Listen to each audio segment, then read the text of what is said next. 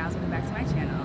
Before we start today, I want you to take a deep breath, get a cup of tea, get situated and settled, do whatever you need to get comfortable before we dive into today's topic. So now that we've introduced ourselves to our authentic selves, it's time to assign self-worth to who that person is. And if you have no idea what I'm talking about, go back to the last video and I'll see you in a second. I know so many people who misunderstand the idea of self-worth. They get it conflated with the idea of money and wealth, attainment, when it's just really about energy.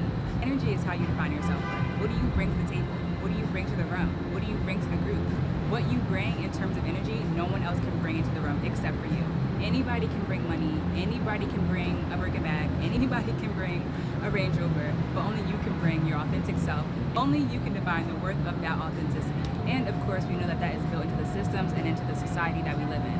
Everyone around us is trying to define us by what we have, what we can offer, and what we can give them in terms of physical attainment. What a main character does in their authenticity is detach from the outside opinion of other people, how other people are viewing you, how other people are labeling you, how other people want you to be. You have to detach from the idea of that. I want you to really go deep and detach yourself from the opinions and the outside noise and redefine yourself, redefine who you are as a person. You have to let go of other people's opinions. You have to stop trying to be somebody else. You have to let go of other people's opinions. You have to let go of outside noise. You have to let go of anything outside of yourself that's trying to project these things onto you.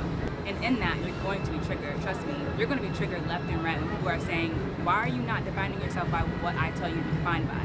But once you detach from the idea of what they believe and what they think, you want to inevitably stop being triggered by these things. Because eventually you start to see everyone has an opinion. Everyone has insecurities. Everyone has something to say. And you're going to start to detach from that in a sense that none of that matters. If you were to assign value to everything someone has to say about you and everything someone thinks about you, you would never be able to tap into the energy, tap into the power that you hold as an individual, as an authentic soul, as a main character. It's just not going to happen. And at the root of that is competition. And at the root of competition is confusion. And that's the idea of when you assign your self-worth to things outside of you, to money, to attainments, to cars, to girls, to guys, whatever the case may be, all of these things that are not within you, you enter the state of competition and you fall victim to the system. And we don't want that. We want to rise above and we want to define our own self-worth. And I know, I can relate. I remember when I was younger in my teenage years, competition was the thing. But that's just it. When you're a teenager, competition is the thing.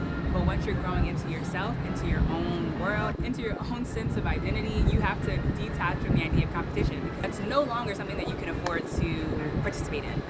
And I had to learn this the hard way. Y'all will hear me say this time and time and time again, how much resources, how much energy, how much time I wasted trying to be a part of a system that was never going to allow me to elevate to the position of getting everything I desired, living my dream life, allowing myself to be original, be authentic, and take control of my life.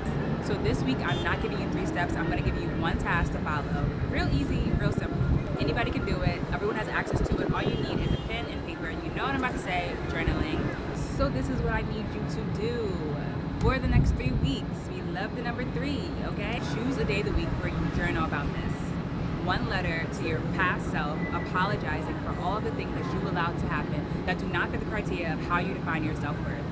And in the second letter, I want you to be writing to your future self, promising what you're going to allow, what you're going to accept, and where your self-worth stands. This is a super short video because I want to get right to the point of how you're going to define your self-worth. But if you want to dive deeper, of course, we have the space at the Patreon, where you will find even more journal prompts, where you will find more self-care and manifestation tips, and where you will find a community where we have decided to define our own self-worth based on our energy and not on numbers or anything else society would like us to believe really matters. So as always, I'm going to leave you with that to chew on and of course my love, and I'll see you in the next video. Bye!